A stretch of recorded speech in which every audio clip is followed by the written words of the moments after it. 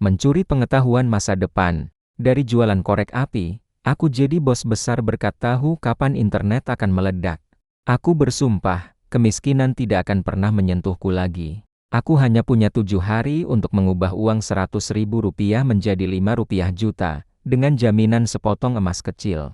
Jika aku gagal, semua modal usahaku, masa depanku, dan nyawa teman-temanku akan direbut oleh dendam Pak De Sanusi. Inilah detik-detik paling menegangkan dalam hidupku sebagai bos besar curian. Bagaimana kisah selanjutnya? Sebelum kita lanjutkan, pastikan kalian tekan tombol subscribe, like dan harapan saya beri komentar agar dapat untuk kemajuan channel ini. Semoga yang sudah subscribe dan like semoga dilancarkan segala usahanya. Mari kita lanjutkan kisahnya. Dingin menusuk. Bukan dingin AC kamar mewahku, tapi dinginnya embun pagi yang menembus kain karung lusuh yang selama ini kupakai sebagai selimut. Aku tersentak. Kepalaku terasa berat, dan aroma sampah yang asam langsung menyerbu hidungku. Aku membuka mata. Atap gerobak kayu beroda 3, tempat biasa aku Harya Bima yang malang tidur 20 tahun yang lalu. Tidak, ini pasti mimpi, bisikku. Suaraku masih serak seperti anak muda yang jarang minum air bersih. Aku bangkit. Kaki kurusku menyentuh aspal jalan Kramat Jati yang ramai di pagi hari. Lalu, aku melihat bayanganku di genangan air kotor. Rambutku tebal, wajahku bersih dari kerutan, dan mataku yang biasanya penuh kelelahan karena memimpin perusahaan bernilai triliunan, kini bersinar cemas. Aku kembali ke tahun ke 2005, saat aku masih Harya Bima yang berusia 17 tahun, yang putus sekolah dan mencari nafkah dengan berjualan korek api dan rokok batangan di persimpangan jalan. Jantungku berdebar kencang, menabuh irama yang menyakitkan di dada. Aku ingat betul, 20 tahun dari sekarang, di masa depanku, aku adalah seorang direktur perusahaan teknologi yang sukses. Tapi di masa laluku ini, aku hanyalah seorang bocah tanpa masa depan. Saat aku masih bingung, suara berat yang familiar mengagetkanku. Bima, sudah bangun kau? Cepat ambil sapu ini. Sampah semalam belum kau bersihkan. Itu Pak De Sanusi, pemilik warung rokok tempat aku menumpang tidur. Wajahnya yang kasar dan sorot matanya yang selalu penuh curiga, persis seperti yang kuingat dari mimpi buruk. Aku terpaku. Aroma nasi uduk dan kopi pahit yang dulu selalu membuatku lapar, kini terasa seperti aroma kebebasan yang tertunda. Aku harus melakukan sesuatu, pikirku. Jika aku menjalani hidup yang sama, aku akan kembali menjadi orang miskin yang gagal. Tidak, aku membawa harta karun tak ternilai, pengetahuan sejarah ekonomi dunia selama 20 tahun ke depan. Aku tahu tahun berapa harga saham sebuah perusahaan kecil yang baru berdiri, yang menjual buku secara online, akan meledak menjadi raksasa e-commerce. Aku tahu persis tahun berapa mata uang kripto akan menjadi gila. Dan yang paling penting, aku tahu kapan dan di mana internet akan meledak di negara ini. Sebuah senyum kecil muncul di bibirku yang kering. Senyum rahasia. Pak De, kataku dengan suara mantap, berbeda dari suara Harya Bima yang penakut dulu. Aku tidak akan menyapu. Hari ini, aku akan jualan korek api di dekat warnet baru itu. Pak De Sanusi mengerutkan dahi. Warnet, itu tempat buang-buang uang. Bima, kau mau jadi gila karena game? Cepat kerjakan tugasmu. Tidak, Pak De, itu bukan tempat buang-buang uang. Itu masa depan, jawabku sambil menatap lurus ke matanya. Aku tahu, langkah pertamaku harus diambil sekarang, menuju tempat orang lain melihatnya sebagai sampah. Tapi aku melihatnya sebagai tambang emas. Aku mengambil sekotak korek api dan rokok batangan. Sambil berjalan, aku berjanji dalam hati, aku bersumpah, kemiskinan yang dulu mencekikku tidak akan pernah menyentuhku lagi. Aku akan gunakan harta curian ini untuk menjadi bos besar. Janji itu terasa seperti besi panas yang mencetak tekad di tulang rusukku. Aku berjalan cepat, menjauhi bau got dan tatapan meremehkan Pak De Sanusi, menuju sebuah ruko reot yang baru dibuka seminggu lalu. Di depannya terpampang spanduk kusam bertuliskan, warnet gigabyte mulai Rp2.000 per Juleam. Ini dia, pusat peradaban baru yang kelak akan mengubah wajah dunia. Tempat yang bagi orang lain hanya dianggap sarang anak nakal yang membuang waktu. Tapi bagiku, ia adalah pintu gerbang menuju masa depan. Aku meletakkan kotak korek api dan rokokku di trotoar yang sedikit teduh, dekat tiang listrik. Aku tahu tempat ini sepi. Di tahun 2005 ini, internet masih merupakan barang mewah, lambat, dan mahal. Tapi mataku, mata yang telah melihat dunia 20 tahun ke depan, tahu betul bahwa sebentar lagi, warnet-warnet inilah yang akan menjadi kampus, kantor, dan bahkan pasar raksasa. Aku melihat ke dalam warnet Gigabyte. Hanya ada 5 anak muda dengan wajah kuyu yang sibuk mengetik, mungkin sedang chatting di Merk. Pemiliknya, seorang pria parubaya yang tampak bosan, sedang membaca koran. Modal Rp5.000, bagaimana bisa menjadi miliaran? Bisikku, meremas uang koin receh hasil penjualan korek api pagi tadi. Rasanya mustahil. Logika Haryabima yang sukses di masa depan mengatakan, kau butuh modal besar, koneksi, dan kantor megah. Tapi Haryabima yang sekarang ini hanya punya ingatan dan waktu yang terbatas. Tiba-tiba, seorang pemuda berambut gondrong keluar dari warnet dengan wajah kesal. Sial, jaringan lambat sekali. Aku ketinggalan info penting. Ia menggerutu sambil mengipasi wajahnya. Saat itulah sebuah ide cemerlang, ide yang hanya bisa muncul dari otak seorang bos besar di masa depan, menyambar benakku. Aku mendekatinya. Permisi, Bang, mau korek api? Tanyaku, menawarkan daganganku dengan suara yang ramah tapi penuh perhitungan. Pemuda itu menatapku dari atas ke bawah, rautnya penuh penghinaan. Nggak usah, Dek, aku bukan perokok. Tapi, Bang, aku tidak menyerah. Abang bilang jaringannya lambat, kan? Kalau abang ketinggalan info penting, kenapa tidak coba berlangganan newsletter harian tentang info-info penting di luar negeri? Saya bisa carikan, saya bisa ringkas, saya bisa kirimkan lewat email setiap jam 6 pagi, sebelum abang ke warnet. Pemuda itu terdiam, matanya memicing, menilai. Anak kecil kayak kamu, emangnya kamu tahu apa tentang info penting luar negeri? Aku tahu lebih banyak daripada yang abang bayangkan, jawabku mantap. Kalimat itu bukan kesombongan, itu adalah fakta yang kubawa dari tahun ke 2025. Katakan padaku, Bang, apa yang paling abang butuhkan dari internet sekarang? Informasi, Dek, informasi soal harga emas di London. Aku pedagang kecil. Kalau aku telat sehari saja, ruginya bisa ratusan ribu. Ratusan ribu. Itu adalah uang yang sangat besar bagi Haryabima yang sekarang. Aku langsung tersenyum kemenangan. Aku tahu harga emas minggu depan, Bang. Aku bisa kasih tahu besok pagi, tapi tidak gratis. Aku butuh Rp10.000 untuk satu informasi eksklusif pagi ini. Dan rokok batangan ini, aku kasih gratis buat pemanasan. Wajah pemuda itu berubah antara curiga dan tertarik. Ia melihat korek api di tanganku, lalu melihatku. Seorang anak penjual eceran di pinggir jalan yang tiba-tiba bicara soal harga emas London. Ini bukan sekadar transaksi jualan korek api. Ini adalah investasi pertama Haryabima di masa lalu. Ini adalah uang pertama yang akan kugunakan untuk membeli saham e-commerce di akhir tahun nanti. Deal. Tapi kalau bohong, besok kamu aku jamin, abang tidak akan rugi, potongku cepat. Menyambut uang lembaran Rp10.000 yang ia berikan. Uang itu, satu lembar bernilai Rp10.000, terasa begitu berat di telapak tanganku yang masih kurus. Itu bukan sekadar uang jajan, itu adalah deposit kepercayaannya, dan yang lebih penting, jembatan pertamaku menuju kebebasan finansial. Jika ramalanku meleset, tamatlah riwayat Haryabima si penjual korek api. Tapi aku tahu persis, di tahun 2005, harga emas akan mengalami kenaikan drastis karena sentimen pasar tertentu yang hanya diketahui oleh aku dari tahun ke 2025. Aku buru-buru menulis di secarik kertas bekas pembungkus rokok. Bang, jangan jual emasmu besok. Tahan hingga lusa. Harga emas London akan naik tajam. Jual di harga puncaknya. Percayalah. Aku menyerahkan catatan itu kepada pemuda bernama Dodi itu. Matanya masih dipenuhi keraguan yang menusuk. Seolah sedang menimbang apakah ia harus percaya pada firasatnya sendiri atau pada sorot mata seorang gelandangan muda. Aku akan tunggu di sini, Dek, besok pagi. Kalau ramalanmu salah, kau tidak akan hanya kuhardik.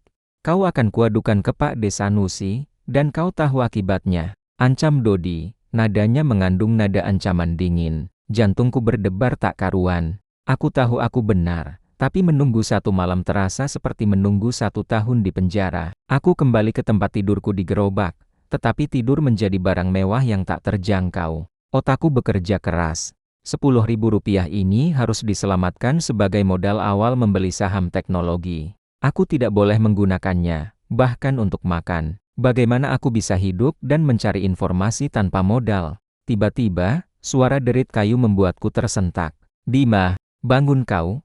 Pak De Sanusi berdiri di samping gerobak, wajahnya disinari lampu jalan yang remang-remang. Matanya memancarkan rasa ingin tahu dan keserakahan yang ku kenal betul. Dari mana kau dapat uang ini?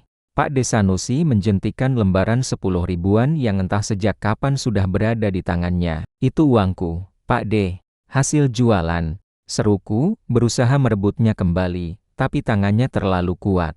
Jualan apa? Korek api? Kau tahu, Bima, kau tak pernah dapat uang sebanyak ini dari korek api. Kau mencuri? Atau jangan-jangan, kau mulai berjudi? Desaknya, suaranya pelan tapi menusuk, penuh kecurigaan yang membuatku ingin berteriak frustrasi. Aku tidak mencuri, aku menjual informasi. Pak De Sanusi tertawa terbahak-bahak, tawa yang menyakitkan. Informasi? Anak putus sekolah sepertimu menjual informasi apa? Harga cabai. Dengarkan aku baik-baik, Bima, kau tinggal di sini, makan di sini, dan kau berhutang banyak padaku. Uang ini, separuhnya milikku. Sebagai biaya sewa tempat tidur dan perlindungan. Rasa sesak langsung memenuhi dadaku. Aku tahu, sejarah kemiskinanku adalah karena orang-orang seperti Pak De Sanusi yang selalu menghisap habis apapun yang kumiliki. Mereka adalah tembok pertama yang harus kuhancurkan. Aku mengepalkan tangan sekuat tenaga. Amarah Harya Bima yang sudah matang dan sukses melawan Harya Bima yang rapuh dan terintimidasi. Baik, Pak De, kataku, suaraku datar dan dingin, membuat Pak De Sanusi sedikit terkejut. Ambil saja, tapi ingat ini. 10 ribu yang Pak De ambil hari ini, akan menjadi utang yang nilainya akan berkali-kali lipat saat aku sudah menjadi bos besar nanti.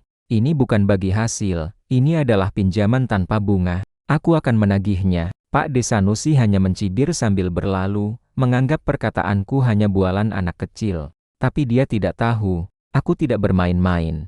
Aku telah kehilangan 5.000 rupiah yang sangat berharga. Sekarang, aku hanya punya satu misi, pembuktian pada Dodi di pagi hari, dan setelah itu, aku harus mencari cara mendapatkan informasi mahal tanpa mengeluarkan uang sepeser pun. Tentu, kita lanjutkan kisah Harya Bima dengan episode 4 yang penuh ketegangan. Ini adalah momen krusial pembuktian diri yang akan menentukan apakah ia akan dipercaya atau dicap sebagai penipu. Sekarang, aku hanya punya satu misi, pembuktian pada Dodi di pagi hari, dan setelah itu, aku harus mencari cara mendapatkan informasi mahal tanpa mengeluarkan uang sepeser pun.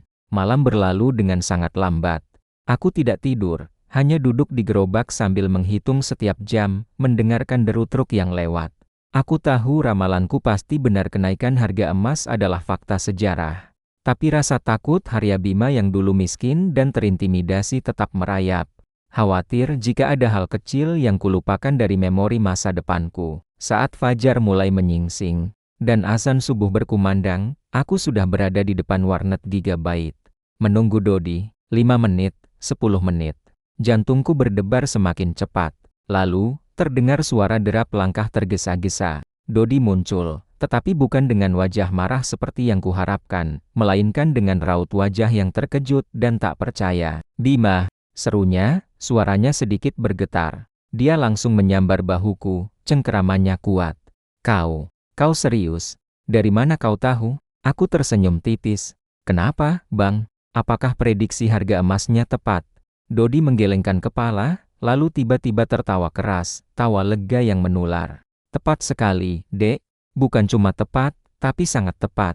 Aku memutuskan menahan penjualan, dan pagi ini, aku mendapat untung 3 kali lipat dari biasanya. Semua gara-gara secari kertas usangmu itu. Dodi merogoh sakunya, dan kali ini, ia mengeluarkan selembar uang berwarna merah. 100.000 rupiah. Ini, ambil. Aku tidak tahu kau ini dukun, jenius, atau anak hilang dari masa depan. Tapi ini bonus untukmu. Aku mau berlangganan informasi darimu setiap hari.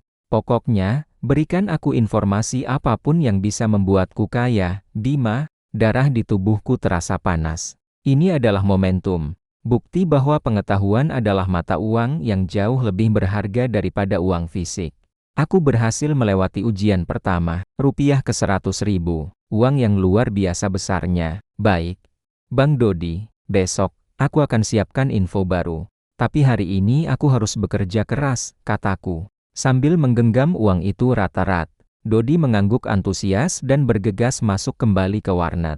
Mungkin untuk merayakan kemenangannya. Setelah Dodi menghilang, senyumku memudar. Uang ini sudah cukup untuk modal awal, tetapi masalahnya, bagaimana aku bisa terus menjual informasi jika aku tidak bisa mengaksesnya? Aku tidak bisa terus-terusan mengandalkan memori. Aku butuh data real time, grafik, dan konfirmasi. Aku butuh internet. Aku menatap jam operasional warnet Gigabyte. Buka jam 7 pagi, tutup jam 10 malam. Aku hanya punya rupiah ke 100.000. Jika aku gunakan untuk internet, uang ini akan cepat habis. Aku harus masuk secara gratis. Aku mendekati jendela belakang warnet. Mengamati Pak Joni, pemiliknya yang bosan. Sedang merokok sambil membaca koran. Dia jarang mengecek komputer. Tiba-tiba, aku ingat sesuatu dari masa depanku. Sebuah celah kecil yang sering dimanfaatkan oleh anak-anak nakal di tahun ke-2005. Aku melihat ke arah kabel telepon yang terhubung ke kotak modem. Kabel itu sedikit longgar di sambungan utamanya. Aku menarik napas dalam-dalam. Ini sangat gila, Bima. Kau bisa berakhir bonyok jika tertangkap. Batinku memperingatkan. Aku berjongkok, berpura-pura mengikat tali sepatu. Dengan gerakan cepat dan terampil keterampilan yang kuperoleh dari 20 tahun menjadi ahli pemecah masalah, aku mencabut salah satu kabel data kecil dari sambungan utama modem.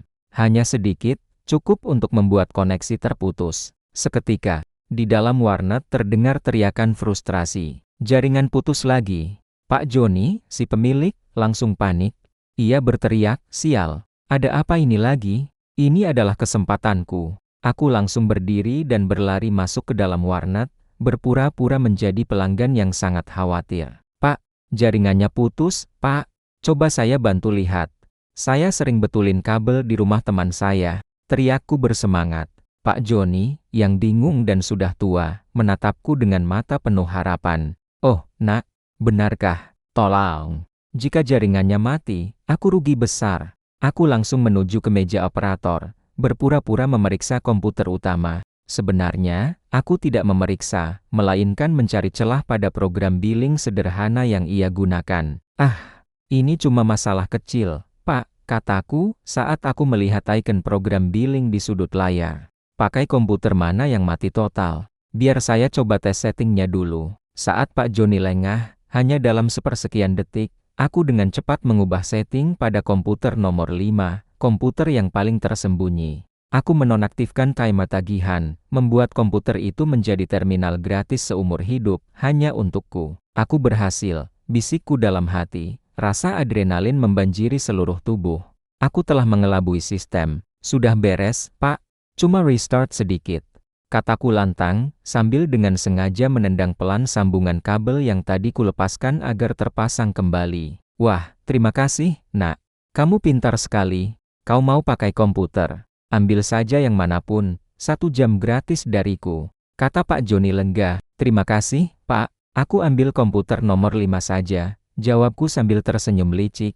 Karena aku tahu, dari komputer ini, aku akan mulai membangun kerajaan bisnisku. Aku duduk di kursi lusuh komputer nomor 5. Rasa dingin dari bingkai monitor CRT yang tebal terasa nyata, tapi di hatiku berkobar api ambisi. Layar yang menyala ini bukan hanya monitor. Ini adalah portal waktu pribadi Harya Bima. Selama 1 jam penuh, aku memanfaatkan akses gratis yang kuperoleh secara licik itu. Jari-jariku yang dulu mahir mengendalikan mouse dan keyboard perusahaan triliunan, kini lincah mencari informasi. Aku tidak mencari gosip atau game. Aku mencari data spesifik. 1. Harga saham perusahaan. E-commerce kecil yang baru. Berdiri yang kuingat akan go public dan meroket. 1000% dalam 2 tahun. Kedua, tren harga nikel dunia karena aku tahu mobil listrik akan booming di masa depan. Ketiga, daftar. Tanah di pinggiran kota yang saat ini masih murah, tetapi kelak akan menjadi pusat Central Business District (CBD). Informasi ini, yang kubawa dari masa depan, sangat berharga. Aku merangkumnya semua dalam selembar notepad di desktop, menggunakan kode-kode sandi agar tidak ada yang bisa membacanya jika ketahuan. Tiba-tiba, bayangan gelap menaungiku. Harya Bima, apa yang kau lakukan di sini? Itu Pak De Sanusi. Wajahnya merah padam, terlihat jelas dia mengejarku dari warung. Tatapan matanya tidak lagi hanya curiga. Kini ada campuran rasa iri, bingung, dan marah yang meledak. Aku segera meminimalkan semua jendela di komputer. Seolah-olah aku hanya melihat-lihat website tidak penting. Aku sedang mencari informasi. Pak D, jawabku tenang. Informasi? Omong kosong.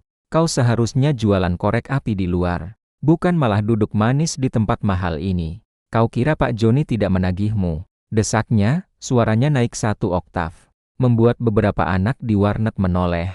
Aku gratis, Pak D. Pak Joni yang menawarkan. Karena aku membantunya memperbaiki jaringan tadi, kataku jujur. Tapi dengan nada yang membuat Pak De Sanusi semakin kesal karena tidak bisa membantah. Kau pasti menggunakan sihir. Dari mana kau dapat uang untuk membayar hutangmu? Uang hasil bekerja, Pak D. Hasil penjualan informasi berharga. Aku berdiri, menghadapinya dengan kepala tegak.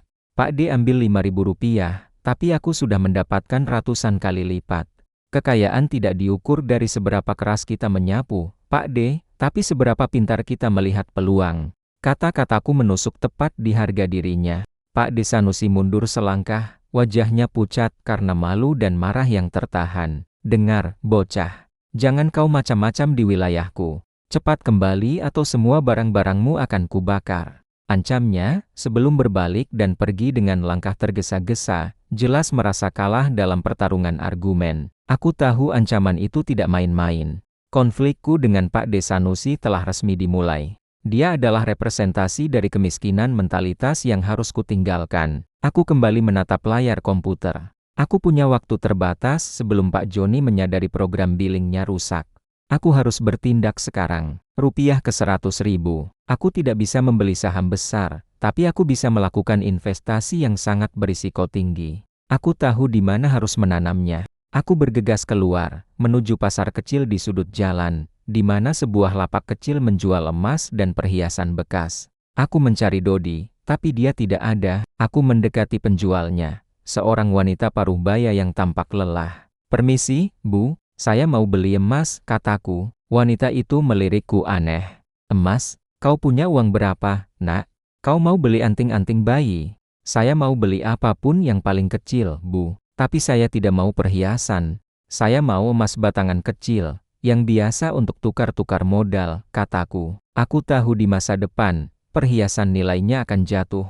Tapi emas batangan murni akan melonjak tajam. Aku harus membeli logam mulia itu sekarang, selagi harganya masih rendah dan mudah diakses. Dengan wajah memelas, aku menawar habis-habisan, menjelaskan bahwa ini adalah sisa uang sekolahku yang kutabung. Akhirnya, aku berhasil mendapatkan potongan emas batangan terkecil, seberat kurang dari $0, $1 gram, seharga rupiah ke 95.000. Sisa Rp5.000 kupakai untuk membeli air minum dan sebungkus mie instan. Makanan pertamaku dalam 24 jam. Aku menggenggam potongan emas kecil itu. Ini bukan sekadar logam. Ini adalah fondasi kerajaanku. Batinku penuh emosi. Potongan kecil itu adalah jaminan bahwa jika semua rencanaku gagal, setidaknya aku memiliki aset yang nilainya pasti melonjak.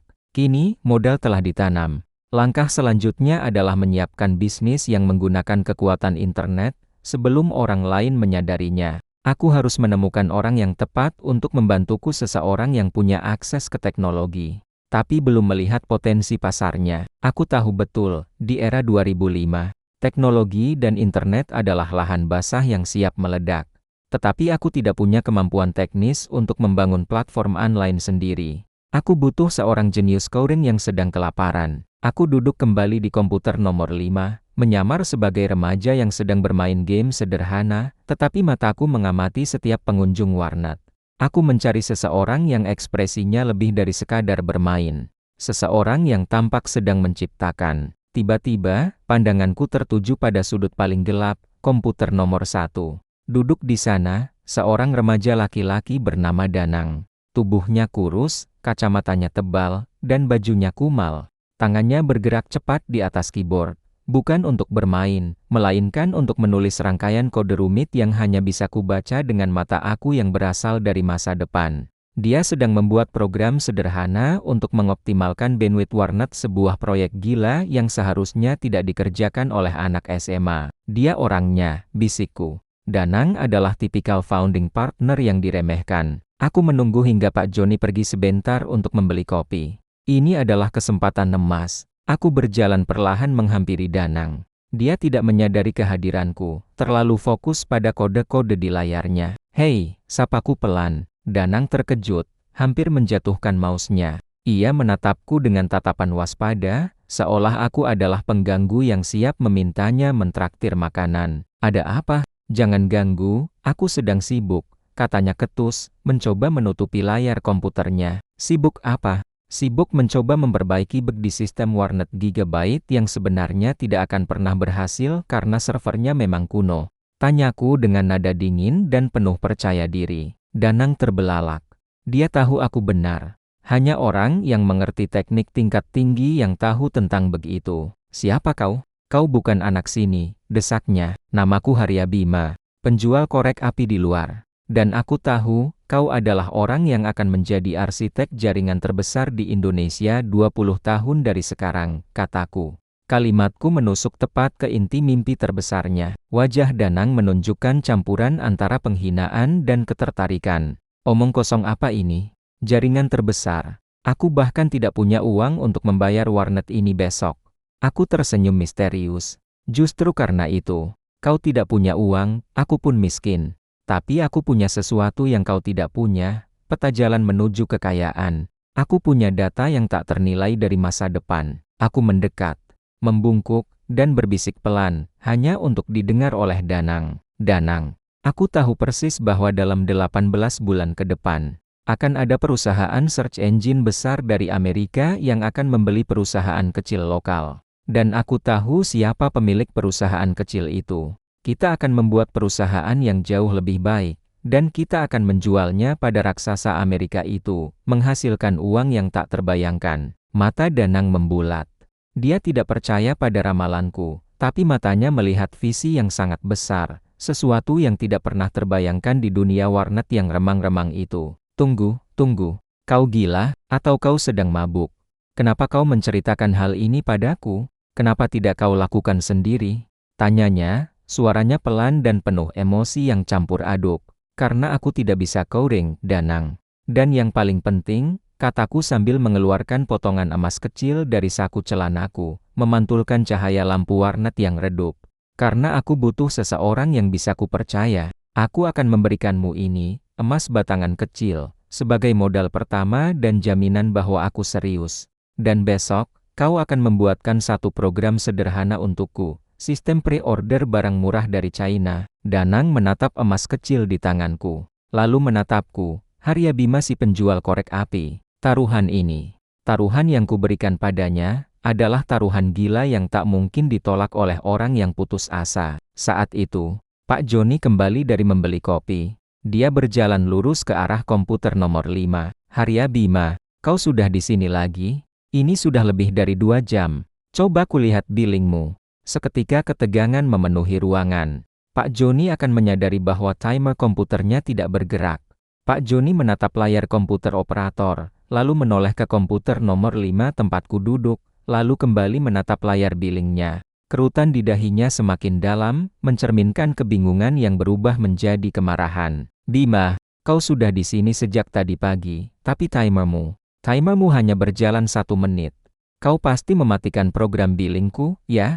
Suara Pak Joni meninggi, membuat suasana di warnet yang tadinya tenang mendadak mencekam. Danang di sudut sana menahan napas. Situasi ini bisa menjadi bencana. Jika ketahuan, Haryabima tidak hanya akan dipukuli. Ia bisa dipenjarakan karena penipuan, dan rencana besarnya akan hancur sebelum dimulai. Aku bangkit dari kursi, memasang ekspresi wajah yang sangat meyakinkan, penuh kepolosan dan kecemasan yang mendalam. "Astaga, Pak Joni, kenapa bisa begitu?" kataku, berpura-pura terkejut. "Padahal saya baru saja selesai membantu Bapak memperbaiki jaringan tadi. Jangan-jangan, kerusakan di jaringan Bapak itu lebih parah dari yang kita duga." Aku menghela napas dramatis. Bisa jadi, ada virus yang tidak terdeteksi yang sengaja dibuat untuk menghancurkan sistem pembayaran. Kalau begini terus, semua pelanggan Bapak bisa gratis, Bapak rugi besar. Aku menunjuk-nunjuk screensaver komputer lain. Lihat, Pak, semua komputer lain berjalan lambat, timer cepat habis, uang Bapak banyak. Tapi komputer nomor 5 ini, yang tadi saya gunakan untuk setting ulang, malah jadi aneh. Itu tanda bahwa virusnya menyerang billing saja, Pak. Teknikku adalah, alihkan kesalahan pada masalah yang lebih besar dan tidak terlihat virus atau kerusakan sistem, dan posisikan diriku sebagai pahlawan yang telah mencoba membantu. Pak Joni adalah orang yang gagap teknologi. Dia pasti mudah percaya pada penjelasan teknis yang rumit. Wajah Pak Joni yang tadinya merah padam kini berubah pucat. Bayangan kerugian besar karena virus lebih menakutkan baginya daripada kehilangan uang 1 jam dariku. Virus. Jadi, bukan kau yang curang, Bima? Tanyanya ragu. Mana mungkin aku curang, Pak? Aku justru mau membantu Bapak. Kalau Bapak curiga, silakan. Tapi saya peringatkan, Bapak harus segera panggil teknisi terbaik untuk scan sistem Bapak sebelum semua billing di warnet ini jadi nol. Ujarku penuh penekanan. Pak Joni akhirnya mengangguk pasrah. Keringat dingin membasahi pelipisnya. Baiklah, nak, ambil saja. Tapi jangan kau sentuh lagi komputer itu. Aku akan panggil teknisi besok. Aku lolos. Aku berjalan menuju Danang, yang masih terpaku melihat drama yang baru saja terjadi. Kau luar biasa, Bima. Kau hampir ditangkap, tapi kau malah membuatnya takut pada virus, bisik Danang. Itu namanya manipulasi risiko, Danang, jawabku santai. Dan sekarang, kita harus bertindak cepat. Aku butuh program pre-order itu. Dalam 48 jam, kita harus punya barang untuk dijual. Danang memegang potongan emas kecil di saku celananya. Itu adalah jaminan yang lebih kuat daripada janji lisan. Aku akan kerjakan, tapi kita butuh uang. Untuk membeli barang, untuk server kecil, untuk makanan. 100.000 rupiah tidak cukup. Aku tahu, kataku. Kita akan menemui Dodi, pelanggan emas pertamaku. Aku dan Danang bergegas mencari Dodi di pasar. Dodi sedang menghitung uang dengan wajah gembira karena keuntungan emasnya. Bang Dodi, sapaku. Aku butuh bantuan. Aku punya informasi emas yang jauh lebih besar dari kemarin. Tapi aku butuh modal untuk menjualnya dalam skala besar. Aku butuh pinjaman. Wajah Dodi langsung berubah waspada. Pinjaman? Berapa? Aku bukan ban. Hanya 500.000 rupiah, Bang. Tapi ini jaminannya, kataku sambil mengeluarkan potongan emas kecil yang kupegang. Aku menaruhnya di atas meja Dodi, memantulkan cahaya matahari. Ini emas murni, Bang. Nilainya akan terus naik. Jika dalam 7 hari aku tidak mengembalikannya, emas ini milik Abang. Dan aku akan berikan Abang informasi yang akan membuat keuntungan emas Abang menjadi 500%. Dodi tercengang melihat emas murni kecil itu. Bagi seorang pedagang kecil di tahun 2005, emas adalah jaminan paling berharga. Tawaran itu terlalu menggiurkan untuk ditolak. Setelah menimbang sejenak, Dodi tersenyum lebar. Anak gila. Baiklah, aku terima taruhanmu.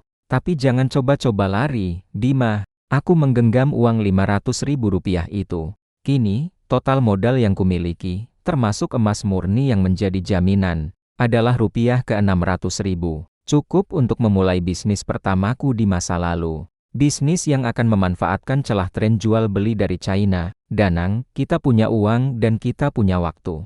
Mari kita bangun kerajaan e-commerce pertama kita, kataku, mataku bersinar penuh ambisi. Danang, kita punya uang dan kita punya waktu. Mari kita bangun kerajaan e-commerce pertama kita, kataku. Mataku bersinar penuh ambisi. Uang 500.000 rupiah pinjaman dari Dodi dengan jaminan emas murni kecil itu terasa seperti kunci yang baru saja membuka pintu gerbang menuju masa depan. Aku dan Danang segera meninggalkan warnet Gigabyte. Khawatir Pak Joni tiba-tiba berubah pikiran. Kami duduk di bangku taman yang sepi, di bawah pohon rindang. Aku, Haria Bima, si visioner, dan Danang, si arsitek kode yang jenius. Dengar, Danang, kataku, sambil mengeluarkan notepad berisi kode rahasia informasi curianku.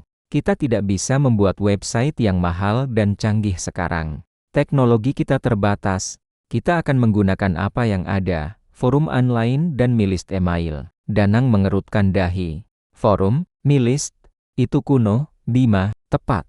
Kuno, tapi efektif dan gratis. Kita akan membangun sebuah platform pre-order rahasia. Kita akan menjual barang yang belum ada di pasaran lokal, tapi aku tahu akan menjadi tren besar. Jelasku, mataku memancarkan keyakinan yang menghipnotis. Barang apa? Tahun 2005, semua orang masih bergantung pada disket atau CD untuk menyimpan data. Aku tahu sebentar lagi, flash disk USB berkapasitas 256 MB akan menjadi revolusi. Harganya di sini sangat mahal dan langka, tapi aku tahu pabrik di China menjualnya murah. Kita akan menjadi pemasok utama lewat jalur pre-order rahasia. Danang terpukau. Konsep menjual sesuatu yang bahkan belum diketahui oleh pasar lokal adalah ide yang sangat gila, namun revolusioner. Dengan Rp600.000 yang kumiliki termasuk sisa uang dari Dodi dan uang recehku, kami membuat rencana detail. Rp300.000 untuk membeli flash disk dalam jumlah sangat terbatas dari grosir importir di Glodok yang berhubungan langsung dengan China, dan sisanya untuk biaya transportasi serta sampling produk. Keesokan harinya, saat kami sedang sibuk membuat posting pertama kami di forum-forum teknologi, tiba-tiba, sebuah bayangan gelap kembali menaungi kami. Jadi, ini kerjamu sekarang, Bima, itu Pak Desanusi. Kali ini ia tidak datang sendiri. Ia membawa dua orang pria bertubuh besar dengan wajah sangar, membuat Danang ketakutan dan hampir menjatuhkan keyboard kecilnya. Kau punya uang banyak sekarang. Bahkan kau berani pinjam ke Dodi dengan emas sebagai jaminan. Kau pikir aku bodoh, Bima? Desis Pak Desanusi, nadanya mengandung ancaman dingin yang menusuk. Kau berutang padaku. Aku pantas mendapatkan bagian dari hasil jualan informasi sialanmu itu. Dan juga, biaya sewa gerobakmu untuk 6 bulan ke depan harus lunas, tunai. Aku berdiri di depan Danang, melindunginya. Ini adalah konfrontasi paling dramatis yang harus kuhadapi. Pak Desanusi mewakili kemiskinan dan kebencian yang mencoba menyeretku kembali ke lumpur. Aku tidak berutang padamu, Pak De. Aku sudah membayarmu di hari itu. Dan aku bilang itu pinjaman, kataku tegas, sama sekali tanpa gentar. Uang ini bukan dari uang haram. Ini hasil dari bekerja keras menggunakan otak. Otakmu busuk karena tidur di sampah. Serahkan uangmu sekarang, atau kau akan kuseret kembali ke gerobak dan kubakar semua barang-barangmu, termasuk laptop butut temanmu ini. Ancam Pak Desanusi. Salah satu pria besar di belakangnya melangkah maju. Tangannya siap untuk merampas. Aku tahu aku harus mengendalikan situasi ini tanpa kekerasan fisik. Sesuai dengan janji cerita, aku tersenyum. Senyum yang sangat menantang. Pak Desanusi, Bapak mau Rp50.000 atau Rp5 juta? Semua orang terdiam. Pak Desanusi menatapku bingung. Aku tidak butuh recehmu, Bima. Aku butuh uangku sekarang. Aku tahu, Pak De. Tapi dalam waktu 7 hari, aku akan menghasilkan keuntungan yang sangat besar, cukup untuk membayar sewa gerobak Bapak selama setahun penuh. Aku berjanji, aku akan memberi Bapak Rp5 juta tunai jika Bapak tidak mengganggu bisnisku dan Danang selama 1 minggu ini. Danang membelalakan mata, ia hampir berteriak. Rp5 juta di tahun 2005 adalah kekayaan yang sangat besar. Apa jaminannya, bocah? Teriak Pak Desanusi. Emosinya kini beralih dari marah menjadi keserakahan yang membutakan. Aku menunjuk sebuah toko kecil yang menjual pulsa dan kartu perdana telepon di seberang jalan. Jika dalam 7 hari aku gagal, aku akan datang sendiri ke rumah Bapak, berlutut, dan memberikan semua yang kumiliki, termasuk emas milik Dodi. Tapi jika aku berhasil, Bapak harus berjanji, tidak akan pernah lagi mengganggu kami, dan mengakui bahwa aku adalah bos besar di kawasan ini. Wajah Pak Desanusi terlihat sangat konflik. Rp5 juta adalah jumlah yang tak pernah ia pegang seumur hidupnya. Keserakahan mengalahkan kebenciannya. Baik. 7 hari, aku akan awasi setiap gerakanmu, Bima. Jangan pernah kau coba-coba lari. Putusnya, sebelum berbalik bersama kedua anak buahnya, matanya menatapku dengan janji buruk yang tak terucapkan. Aku menyeka keringat di pelipisku. Aku telah memenangkan waktu, tapi aku telah menggandakan taruhanku dari Rp100.000 menjadi Rp5 juta. Tekanan ini adalah bahan bakar yang kubutuhkan untuk memaksaku sukses. Danang, dengarkan aku, kataku, suaraku rendah dan mendesak. Kita tidak punya waktu untuk takut pada Pak Desanusi. Kita punya 7 hari untuk membuktikan bahwa kita bukan pecundang. Kami segera kembali ke komputer nomor 5 yang masih gratis dan mulai bekerja seperti kesetanan. Danang, dengan kejeniusannya, membuat postingan di beberapa forum teknologi besar. Tulisannya singkat, tapi sangat memancing. Flash disk 256 megabit harga gila. Stok sangat terbatas. Pre-order sekarang. Dalam hitungan jam, inbox email yang Danang buat mulai dibanjiri notifikasi. Aku tahu ini akan terjadi. Di tahun 2005, flash disk berkapasitas besar adalah barang langka dengan harga melangit. Orang-orang haus akan efisiensi penyimpanan data, dan kami datang dengan harga yang jauh lebih masuk akal. Bima, ini gila, Danang berbisik panik. Dalam 4 jam, kita punya 100 lebih pesanan. Uang muka yang masuk sudah lebih dari Rp2 juta. Ini melebihi modal kita 10 kali lipat. Aku tersenyum puas, tetapi hatiku tidak tenang. Ini adalah bagian yang paling berbahaya. Permintaan meledak karena timing yang tepat, tetapi kami hanya punya Rp300.000 untuk membeli stok barang. Jika kami tidak bisa mengirimkan barang tepat waktu, kami akan dicap penipu, dan bukan hanya uang yang hilang, tetapi juga kepercayaan, yang merupakan aset terbesar. Kita harus segera membeli stok, Danang. Besok pagi, kita harus menemui importir di Glodok, putusku. Saat kami bersiap pergi, tiba-tiba Dodi muncul di depan pintu warnet. Wajahnya tidak lagi riang seperti biasanya. Ia terlihat tegang dan marah. Bima, Danang, kalian berdua sedang apa di sini? Aku menunggu informasi emas harianku, tapi kau malah sibuk dengan komputer dan puluhan anak-anak aneh ini. Seru Dodi, ini bisnis, Bang Dodi. Ini jauh lebih besar dari emas, jelasku. Omong kosong, kau bilang 7 hari. Emas itu jaminanku. Aku lihat kau dan temanmu berkelahi dengan Pak Desanusi tadi. Kalau kau lari, emas kecilku itu hilang. Kau membahayakan jaminan itu, Bima. Dodi menuntut dengan nada putus asa. Aku tidak lari, Bang Dodi. Justru aku sedang berjuang untuk memastikan abang kaya raya selamanya, kataku, menatap lurus ke matanya. Percayalah padaku satu kali lagi, Bang. Besok, aku janji aku akan membawakan abang hasil. Tapi hari ini, aku butuh bantuanmu. Dodi mundur selangkah.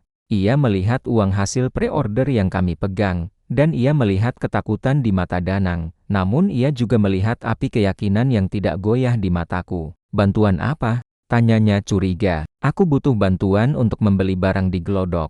Aku butuh seseorang yang tidak terlihat seperti anak kecil. Jika aku dan Danang yang datang, kami akan dimanfaatkan dan ditipu oleh para importir, jelasku. Jika abang ikut, abang akan mendapatkan keuntungan 10% dari penjualan awal ini, tanpa mengeluarkan modal sepeser pun. Ini adalah kesempatan abang untuk ikut dalam gelombang pertama kekayaan internet.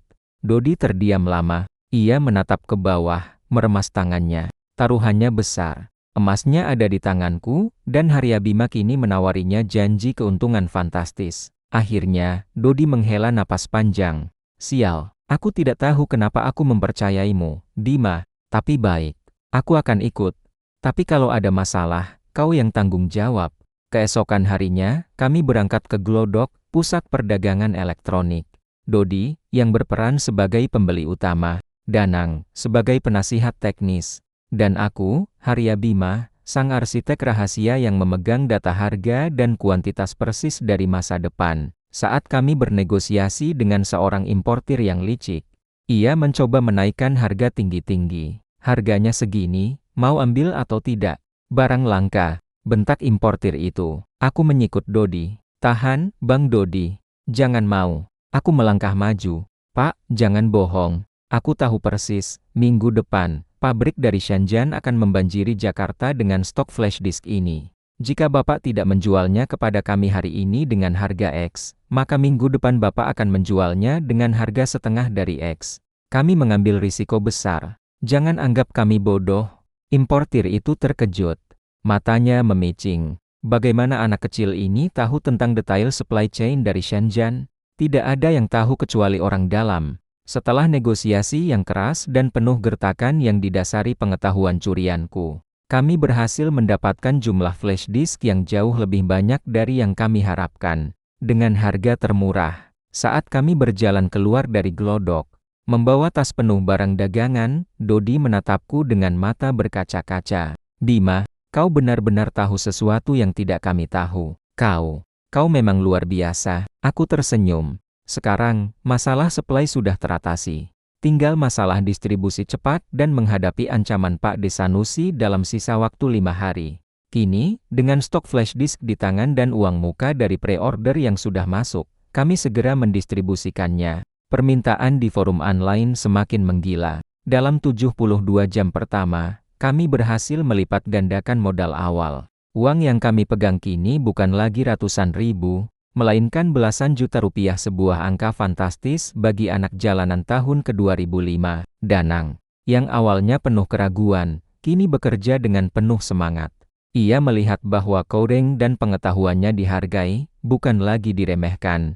Dodi pun menerima bagian 10%-nya dengan mata terbelalak, kegembiraan mengalahkan semua ketakutannya. Kita berhasil, Bima. Kita sudah bisa membayar utang 5 rupiah juta pada Pak Desanusi. Seru Danang, penuh lega. Belum, Danang. Ingat, aku berjanji akan memberinya 5 rupiah juta. Tapi aku tidak akan pernah memberinya kesempatan untuk menggangguku lagi, kataku dingin. Aku tahu, membayar utang tidak akan menghentikan keserakahan Pak Desanusi. Saat itulah, telepon umum di sudut jalan berdering nyaring. Dodi yang mengangkat.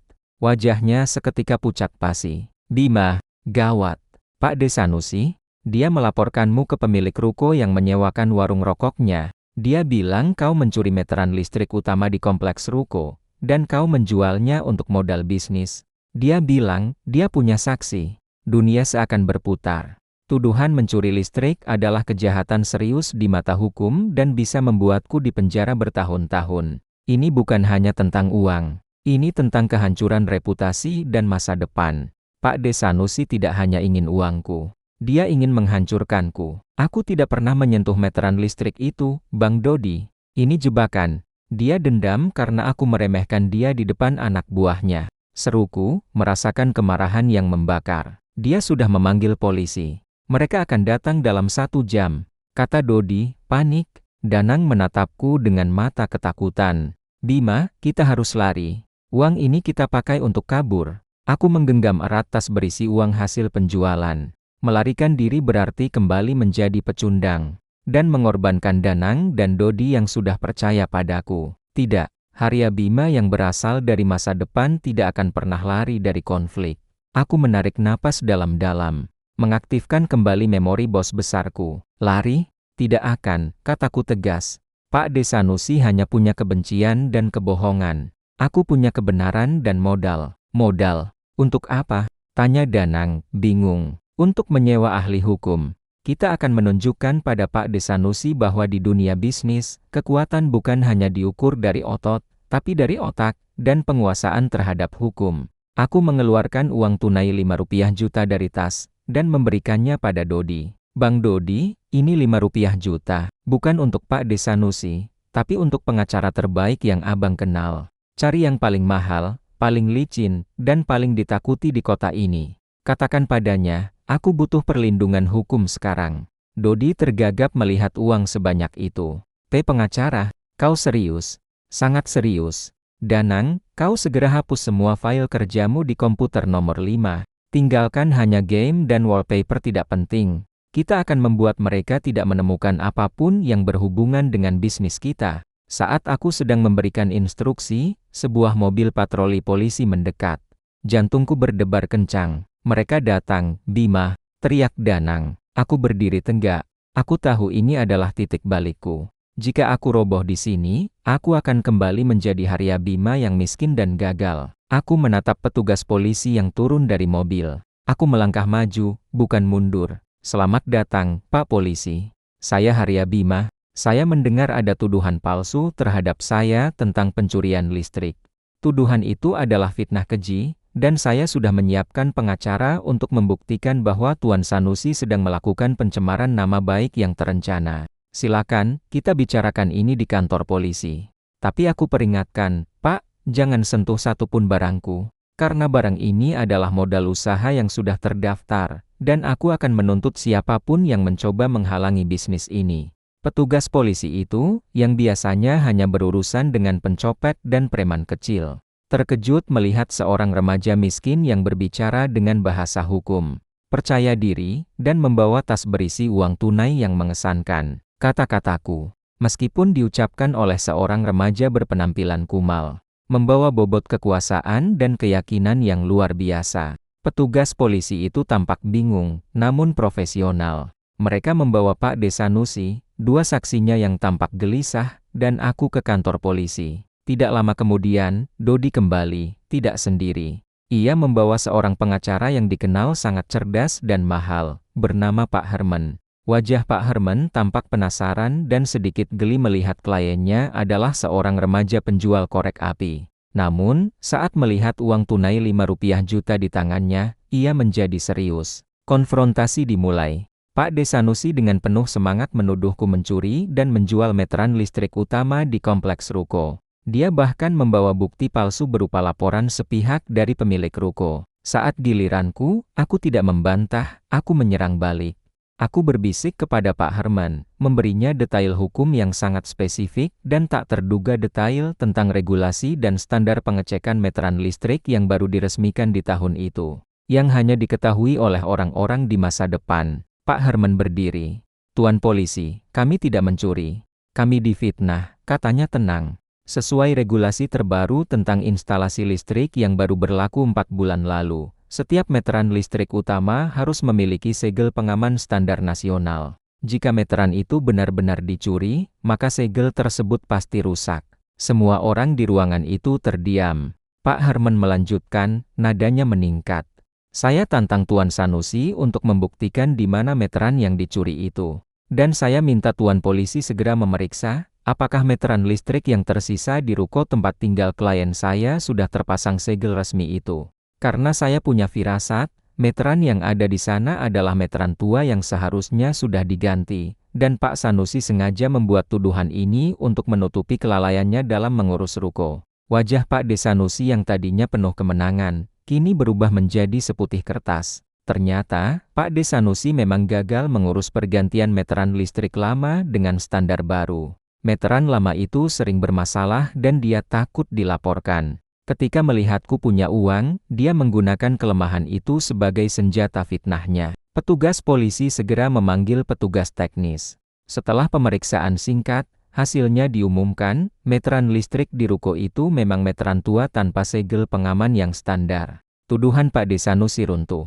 Dia tidak bisa membuktikan aku mencuri meteran yang bahkan secara teknis seharusnya sudah diganti. Bukan hanya itu, Pak Herman segera membalikkan keadaan.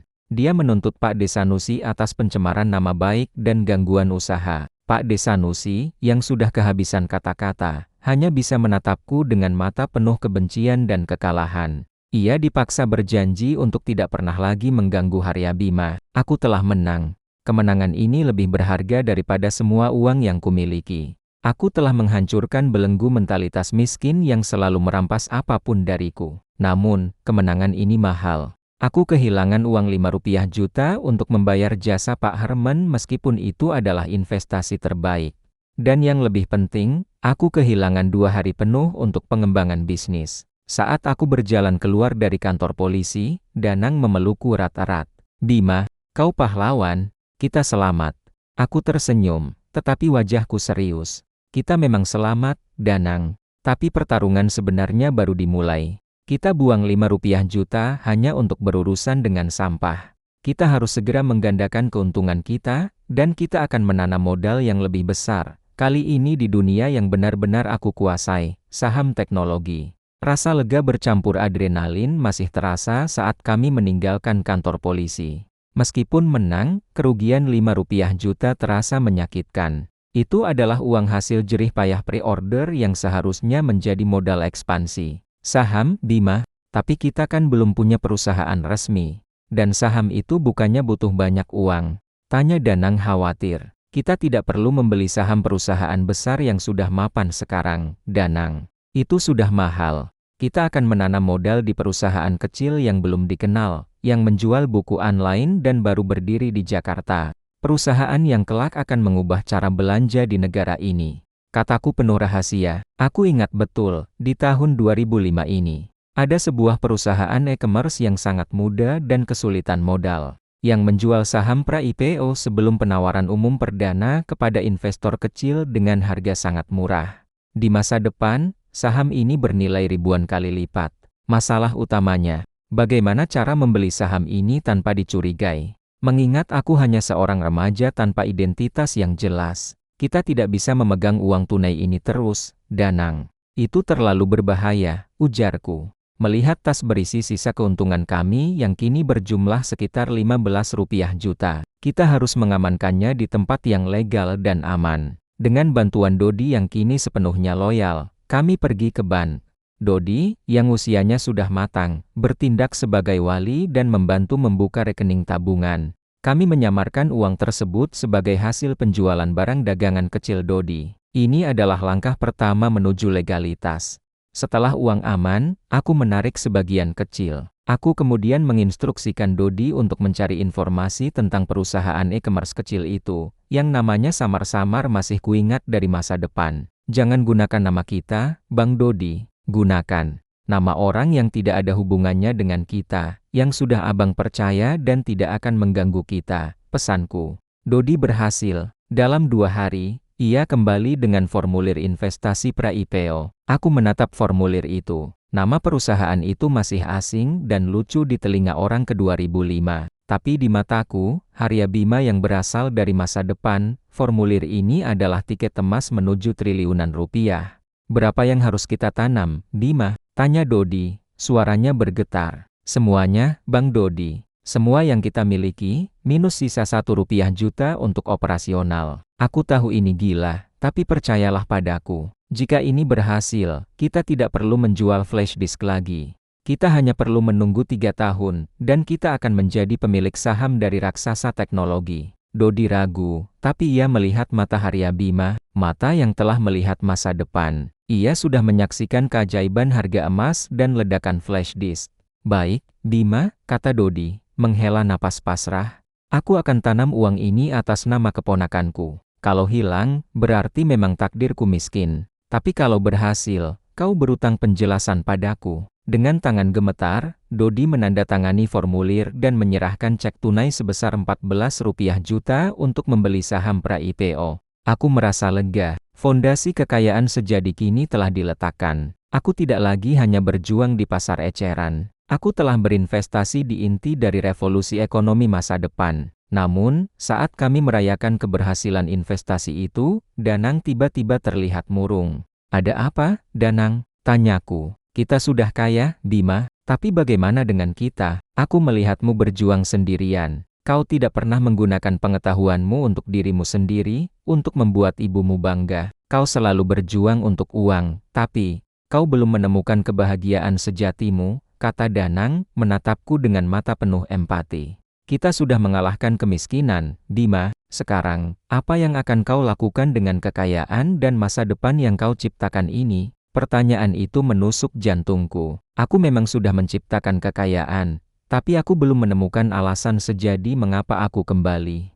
Pertanyaan Danang itu menghantamku jauh lebih keras daripada ancaman Pak Desanusi atau kerugian finansial. Aku telah sibuk membangun benteng kekayaan, sampai lupa mengapa aku diberi kesempatan kedua. Ya, aku ingin kaya, tapi di masa depan, aku tahu aku mati sebagai orang kaya yang kesepian. Aku menatap Danang, mataku berkaca-kaca. Kau benar, Danang, aku hanya sibuk menggandakan uang, tapi aku lupa kenapa aku benci kemiskinan. Aku ingat ibu yang selalu tersenyum meski harus menjual perhiasan terakhirnya demi biaya sekolahku sebelum akhirnya aku putus sekolah. Ibu yang dulu di masa laluku meninggal karena sakit yang seharusnya bisa disembuhkan jika kami punya uang. Aku harus mencarinya. Dodi, Danang, aku punya misi baru, kataku. Nadaku berubah dari strategi bisnis menjadi tekad pribadi. Kekayaan ini bukan hanya untuk kita. Aku ingin memastikan orang-orang baik di sekitarku, orang-orang yang dulu tidak berdaya, bisa hidup sejahtera. Dan aku ingin memulai dari orang yang secara tidak sengaja sudah kucewakan.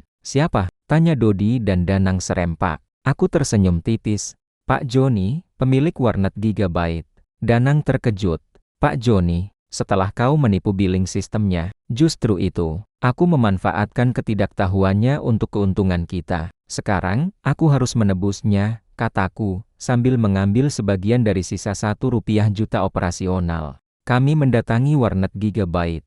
Pak Joni sedang sibuk menyapu. Wajahnya tampak kuyuh karena belum juga memanggil teknisi untuk memperbaiki sistem billing yang kurusak. Pak Joni, sapaku ramah. Pak Joni mendongak. Ia terlihat takut dan cemas. Bima, kau datang lagi? Jangan-jangan kau mau merusak jaringan lagi? Aku tertawa kecil. Tidak, Pak. Justru aku datang untuk memperbaiki. Pak Joni, aku tahu Bapak kehilangan banyak pelanggan karena jaringan Bapak sering bermasalah dan sistem billing Bapak rawan disabotase. Aku menaruh amplop tebal di atas meja operator. Isinya uang tunai yang cukup untuk membeli komputer baru yang lebih canggih, software billing legal, dan membayar teknisi terbaik di kota. Ini dari kami, Pak, sebagai ucapan terima kasih karena sudah mengizinkan kami bekerja di sini. Bapak gunakan uang ini untuk mengganti semua komputer lama dan memasang sistem keamanan yang baik, kataku. Pak Joni menatap amplop itu, lalu menatapku. Matanya berkaca-kaca karena tak percaya. Bima, kau serius? Tapi, kenapa? Karena aku ingin warnet Gigabyte menjadi warnet terbaik di kota ini, Pak. Dan aku yakin, dengan sistem baru ini, Bapak tidak akan lagi dicurangi oleh siapapun, kataku, tersenyum tulus. Itu adalah bentuk penebusanku. Setelah berpamitan dengan Pak Joni, kami langsung bergerak ke misi terpentingku, Ibu. Aku tidak bisa langsung menghampiri Ibu dan memberinya uang. Itu akan aneh dan bisa menimbulkan kecurigaan. Ibu tinggal di sebuah kontrakan kecil, jauh dari pusat kota. Aku menggunakan sisa uangku untuk membeli sebuah handphone sederhana barang mewah di tahun 2005 dan sebuah kartu SIM baru. Aku duduk di bangku taman yang sepi. Jantungku berdebar tak karuan. Aku mengetik sebuah pesan kepada ibu yang kucintai. Ibu, aku tahu ibu sedang kesulitan. Aku adalah seseorang yang sangat berutang budi pada kebaikan ibu di masa lalu. Aku tidak bisa menemui ibu, tapi aku tidak ingin ibu sakit lagi. Aku akan membayar sewa kontrakan ibu untuk 2 tahun ke depan. Dan setiap bulan, akan ada kiriman makanan bergizi ke rumah ibu. Tolong jangan mencari tahu siapa aku. Cukup tahu bahwa kebaikan ibu telah menumbuhkan seorang bos besar yang kini bisa membalasnya. Ibumu harus hidup sehat, Bu. Ada masa depan yang indah menanti ibu. Aku mengirimkan pesan itu ke nomor tetangga ibu, yang kuingat dulu sering membantu ibu. Kemudian, aku mematikan ponsel itu. Aku menyandarkan kepalaku ke bangku taman, air mata hangat menetes. Akhirnya, aku menggunakan pengetahuan curianku untuk tujuan yang benar-benar penting. Kekayaan yang kucari adalah kekayaan waktu dan kesehatan bagi orang yang kucintai. Aku telah mengamankan kekayaan finansial melalui investasi saham. Aku telah mengamankan rekan kerja setia Danang dan Dodi. Dan yang terpenting, aku telah memperbaiki takdir ibu. 3 tahun kemudian, tahun 2008, 3 tahun berlalu terasa seperti 3 detik. 3 tahun penuh penantian, ketekunan, dan kerja keras yang senyap. Aku tidak lagi tidur di gerobak. Aku tidak lagi menjual korek api. Aku, Harya Bima, kini adalah seorang pemodal Ventura berusia 20 tahun yang hidup di balik bayangan. Saham pra-IPO yang kutanam di perusahaan e-commerce kecil itu berkat pengetahuan curianku tentang revolusi belanja online kini telah melipat gandakan nilainya ribuan kali lipat. Kami tidak lagi bicara jutaan, tapi puluhan bahkan ratusan miliar rupiah. Danang, si jenius kouring, kini memimpin tim kecil yang mengembangkan aplikasi dan website untuk perusahaanku. Dodi, si pedagang emas, menjadi tangan kananku yang mengurus semua urusan administrasi dan keuangan, memastikan semua legal dan terstruktur. Aku duduk di kursi belakang mobil mewah yang kutumpangi, melewati jalanan yang dulu menjadi rumahku. Aku memandang keluar jendela, melihat warnet Gigabyte. Pak Joni, berkat modal dariku, kini memiliki warnet yang ramai dan bersih, dengan sistem keamanan yang modern. Ia tersenyum, berinteraksi dengan pelanggan. Aku telah memperbaiki takdirnya. Lalu, mataku tertuju pada gerobak sampah di persimpangan jalan. Gerobak yang dulu menjadi ranjangku. Di sana, duduklah sosok yang sangat kukenal, tetapi kini terlihat jauh lebih tua dan letih, Pak Desanusi. Dia tidak berubah. Dia masih mengelola warung rokoknya yang kusam, tetapi kini ia melakukannya sendirian. Wajahnya penuh kemarahan dan kekalahan. Ia masih terperangkap dalam kubangan mentalitas miskin, menyalahkan takdir dan orang lain atas kegagalannya. Aku menyuruh supirku berhenti di kejauhan. Aku turun dari mobil, mengenakan pakaian rapi, tetapi tanpa ada merek yang mencolok. Aku berjalan menghampirinya. "Permisi, Pak Desanusi," sapaku dengan suara yang rendah dan matang, jauh berbeda dari suara remaja yang ia kenal. Pak Desanusi mendongak. Ia tidak mengenaliku. Ia hanya melihat seorang pemuda yang berpakaian rapi yang memancarkan aura kesuksesan yang sangat asing di lingkungannya. "Ada apa, Nak? Mau beli rokok?" "Jangan ganggu aku," katanya ketus. Aku tersenyum. Lembut, senyum yang mengandung kesedihan dan kemenangan. "Aku hanya ingin mengucapkan terima kasih, Pak D. Berkat Bapak, aku belajar satu hal penting dalam bisnis dan kehidupan," kataku, menatap lurus ke matanya yang bingung. "Pelajaran apa?" tanyanya sinis. "Pelajaran tentang waktu, risiko, dan mentalitas." Aku berhenti sejenak, membiarkan kata-kata itu meresap. 3 tahun lalu, Bapak meremehkan seorang anak yang bicara tentang internet dan saham. Bapak memilih risiko kecil dengan memeras uang receh darinya, dan Bapak memilih mentalitas menyalahkan orang lain. Tapi aku, Harya Bima, memilih untuk mengambil risiko besar dengan menanamkan semua uangku di platform yang belum ada, tepat pada waktu yang tepat yang kuprediksi, dan aku memilih mentalitas bertanggung jawab atas takdirku sendiri. Bapak tahu, uang 5 rupiah juta yang Bapak inginkan dulu, kini sudah menjadi uang yang bisa membeli seluruh ruko ini. Dan Bapak masih di sini, di tempat yang sama, bisikku. Mata Pak Desanusi membulat. Ia mulai mengenali sorot mataku, sorot mata penuh ambisi yang pernah ia coba padamkan. Kau Bima, anak penjual korek api itu?" Aku tidak menjawab. Aku hanya meletakkan sebuah kartu nama di meja warungnya. Di kartu nama itu tertulis namaku, Harya Bima, CEO dan pendiri. "Pak D, saya memenuhi janji saya. Saya tidak akan pernah mengganggu Bapak lagi.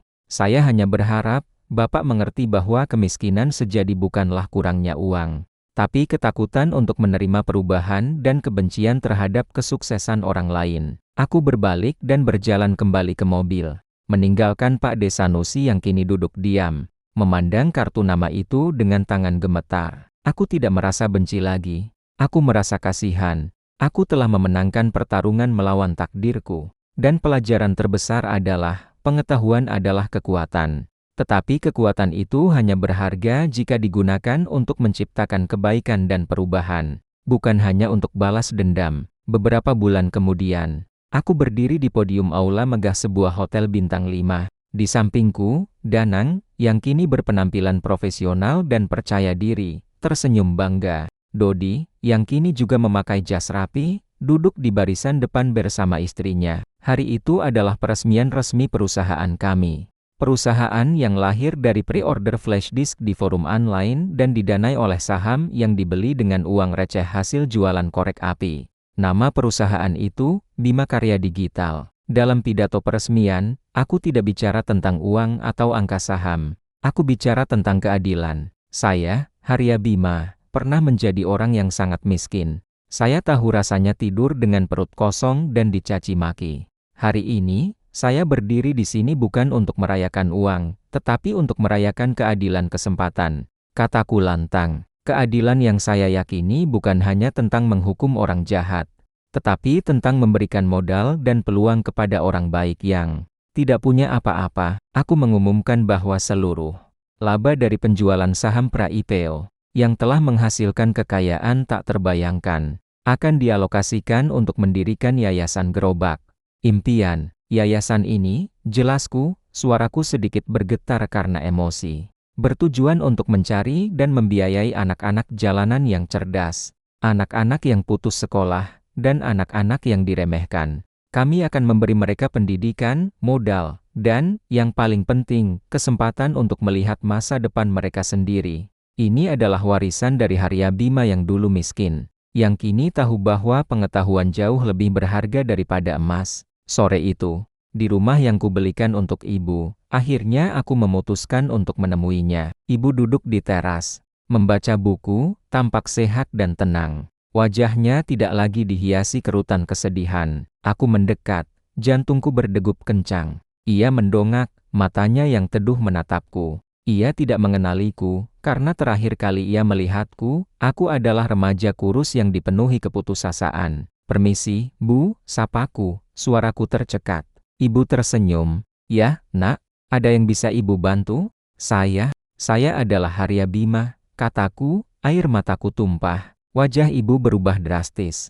Ia melihat mata itu, mata yang sama dengan anak laki-lakinya. Ia mendekatiku, memelukku erat-erat. Pelukan yang selama ini kurindukan. "Bima, Nak, kau sudah besar. Syukurlah kau kembali. Katanya kau sudah menjadi orang hebat." "Iya, Bu," kataku sambil tersenyum melalui tangis. "Aku kembali untuk memastikan ibu sehat. Dan sekarang, aku sudah menjadi bos besar. Aku tidak perlu menceritakan tentang perjalanan waktu, tentang pengetahuan curian, atau tentang saham. Aku hanya perlu menceritakan bahwa aku berhasil karena aku berjuang untuknya." Epilog keadilan. Beberapa waktu kemudian, Danang memberitahuku bahwa Pak Desanusi, setelah membaca berita tentang Yayasan Gerobak Impian, mendatangi kantor kami. Dia tidak datang untuk mengemis. Dia datang untuk meminta maaf. "Aku minta maaf, Bima, aku iri, dan aku dibutakan oleh kemiskinanku sendiri," katanya dengan suara yang sangat rendah. "Kau benar. Kau bukan hanya kaya uang, tapi kaya hati. Aku memberinya keadilan. Bukan dengan uang, tetapi dengan kesempatan. Aku memberinya pekerjaan sebagai petugas keamanan di salah satu gudang kami. Pekerjaan yang jujur, stabil, dan terhormat. Keadilan sejati adalah kesempatan untuk berubah." Terima kasih banyak sudah menonton cerita ini sampai selesai. Cerita hari ini semoga bisa memberikan sedikit inspirasi dan kebahagiaan untuk perjalanan hidup Anda. Jika Anda menyukai cerita ini, mohon berikan like-nya ya. Dan yang paling penting, jangan lupa subscribe channel ini agar Anda tidak ketinggalan cerita-cerita baru kami. Untuk sahabat-sahabat yang sudah menekan tombol subscribe, kami doakan semoga segala urusan dan rezeki Anda dilancarkan, diberikan kesehatan, dan selalu dalam lindungannya. Semoga setiap kebaikan yang Anda lakukan dibalas dengan berlipat ganda. Amin. Kesimpulan, aku telah menggunakan pengetahuan yang kucuri dari masa depan.